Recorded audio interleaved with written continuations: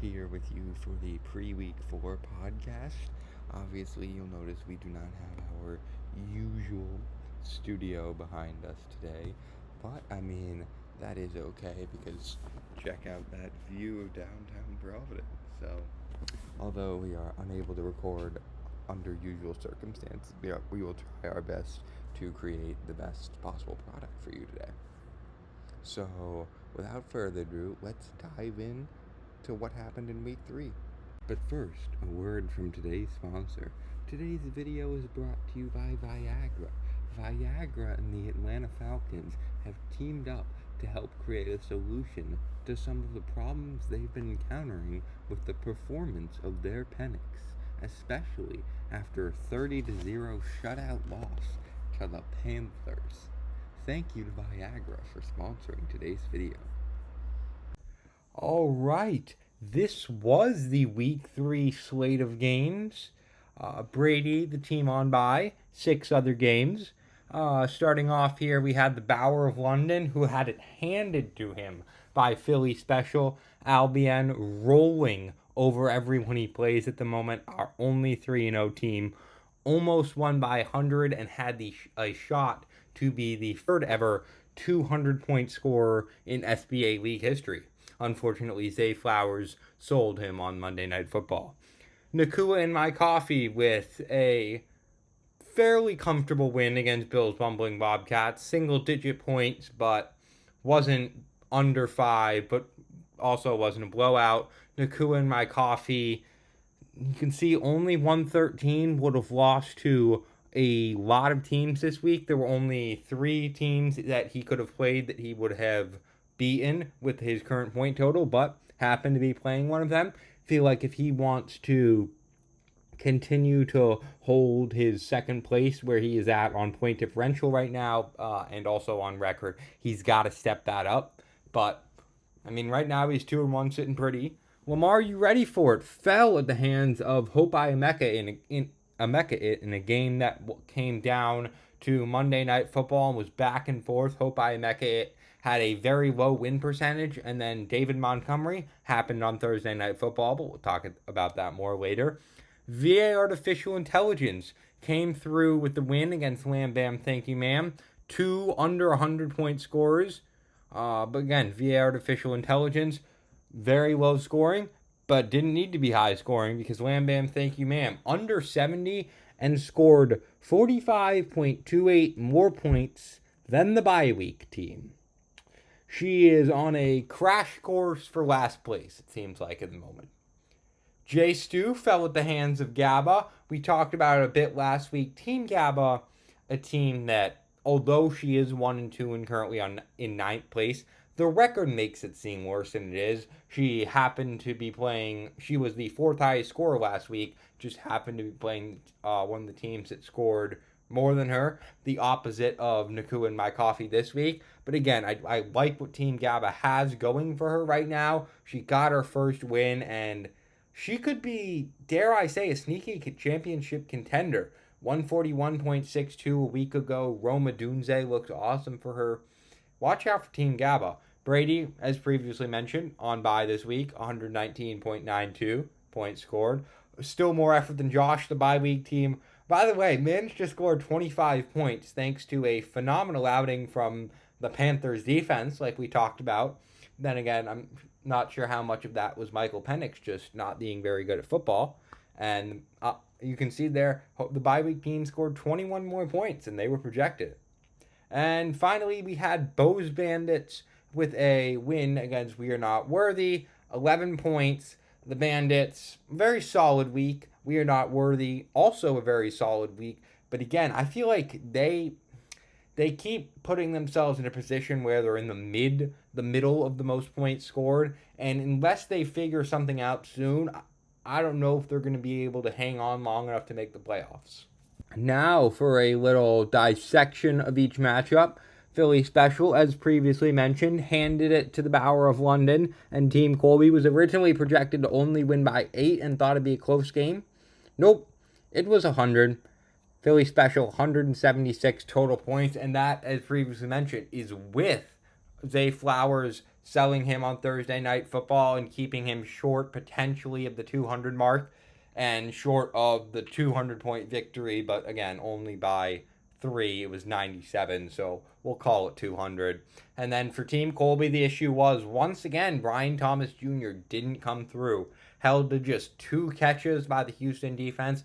Granted, they did go for 55 combined yards, but oh boy, he might be in the middle of a sophomore slump. He's got to turn it around soon. Otherwise, fantasy managers are everywhere will be in some very hot water.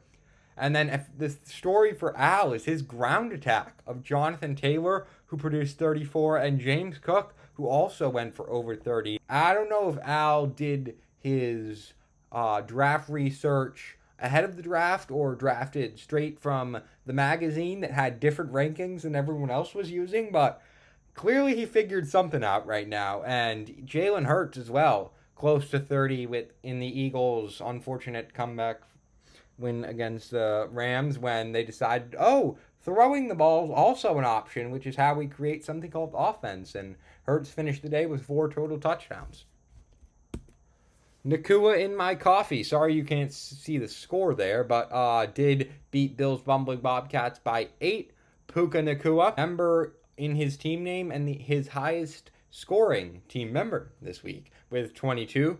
Kyron Williams had a good day for Josh, finishing just shy of 20. Unfortunately, potentially the difference in this game was Pat Freiermuth versus the Patriots. A catch that went for 6 yards, and that is it. If he had even close to his projection, Josh had the potential to win. Unfortunately, things didn't go his way. Lamar, you ready for it? Was not ready for it against Hope Iameka. As she now takes her first loss, falls to 2-1. And I think I owe a very big apology to one Marilyn Bien. I remember at the start of the season, I predicted her to finish in last place. I gave her strong criticism about her draft class. I find myself to be biting my tongue a little bit at the moment, especially after her 30-point performance from David Montgomery, his monster Monday Night Football game that pushed her over the finish line and to the win. And then for Lamar, you ready for it? Lamar Jackson, a very solid week on Monday night, but Tyler Algier, just 1 catch that didn't go anywhere and 4 yards on the ground. He, along with the rest of the Falcons offense, I would take them out of the starting lineup as soon as possible. A big mistake there from Lamar. Could have cost her the game potentially. Ended up losing by less than 10. VA Artificial Intelligence and Lam Bam Thank You Ma'am neither managed to cross the 100-yard mark, but they didn't need to. VA Artificial Intelligence didn't need to. Lam Bam Thank You Ma'am didn't think she needed to score any points. Josh Allen finished just ahead of his projection with 23 points. Not a ton of yards, but did have 3 passing touchdowns. And then for Lam Bam Thank You Ma'am, the receivers. Oh boy, Jerry Jeudy. 1 catch, 2.7 fantasy points, and CeeDee Lamb in the lineup but did not play. So, despite originally projected 130, Lam Bam Thank You Ma'am finished with just above half of that. Oh boy. Jay Stu lost in nail-biter to Gabba. Caleb Williams, the story for Gabba, with 4 touchdowns and almost 300 total yards. The Bears finally look like a competent football team after the stomping Dallas 31-14. And then Ashton Genty.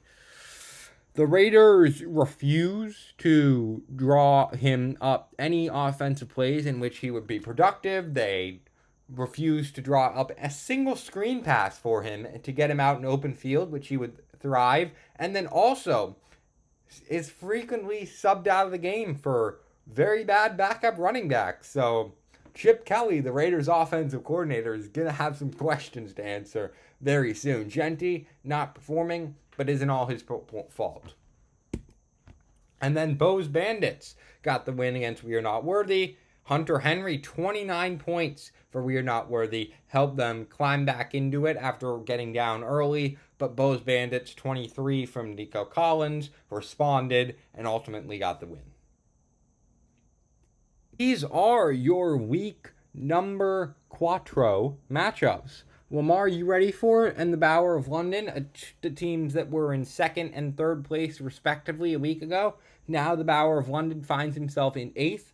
Both took their first L, leaving Albion as the only undefeated team. This one projected to be close. I'm going to take the Bower of London over Lamar. You ready for it? I know Lamar, you ready for it has a projection there. I don't trust last week. I don't trust some of the injury concerns about her roster. And also, she had some major busts, as previously mentioned, from Tyler Algier. Don't like the running back depth that she has to presumably replace him this week. So I will be going with Colby Bien, the Bower of London. Nakua in my coffee, and we are not worthy. I'm going to take Nakua in this one. We're not worthy, currently in 11th. I feel like they have potential to fall to 12th, if not 13th. After with this week, actually no, they can't fall to 13th because Wham Bam Thank You Ma'am exists, but we're not worthy. I don't believe they have the capability to pick up the W in this one, despite it being a close one and a bit of a pick'em game. So if I am right and they fall to 1-3 this week, that could spell trouble. VA Artificial Intelligence and Mediocre Team A battle of the son and father. I will be taking Mediocre Team A in this one, despite being projected to lose. I don't know, kind of mixing it up here, going away from the projections with my pick. 2-1 teams, very similar in points total. At fourth for Brady, sixth for Mike. I'm going to be picking with Brady. And then Jay Stu and Hope I Mecca it, 10th and 7th. Two teams that really, I feel like, can't afford a loss right now. Hope I Mecca it, looking to keep some of that momentum going forward. Jay Stu trying to avoid falling to 1-3. I'm going to go with Hope I Mecca it, projected to win by 20 at the moment. I don't love what Jay Stu has going for her. Hope I Mecca it, in my predictions, gets a W in this one. Lamb, ma'am, thank you, ma'am. Bill's Bumbling Bobcats. The Trash Bowl, as you could refer to it. I will be picking with Bill's Bumbling Bobcats in this one, especially if CeeDee Lamb's health is still in question for JSBN. And then Philly Special on bye. Curious to see how badly he can beat up on the bye week team. And then Bo's Bandits and Team GABA. The Grandparent Bowl, and then 4 points separating them in the projections. I like Team GABA. I don't know why. I just kind of have a gut feeling this week that they will improve to 500. And as previously mentioned, I know they're 1-2 and sitting pretty and sitting not so pretty, in ninth at the moment. But I like their chances, and I've been going with them in this one. Thank you to all of our listeners for tuning in this week to the Week 4 SBA Podcast. Once again, we apologize if it isn't quite up to the standards of what this year has been. We are out of studio and won't be available to edit past 10 a.m. this morning. At the time of recording, it is 9:20, but hopefully we can still deliver the best quality product for you. Terry Tugboat signing off live from SBA Providence.